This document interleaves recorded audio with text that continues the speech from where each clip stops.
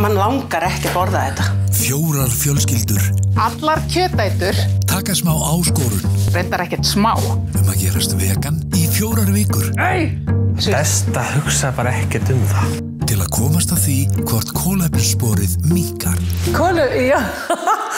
Ég fór strax í kolvetni, að tala það.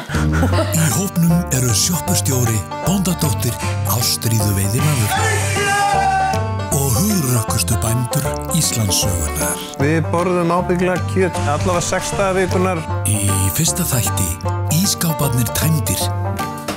Fyrsta innkaupaferðin. Sigríður, við erum í skítamálum. Og heilsufarið rannsakað áður en tilraun hefst.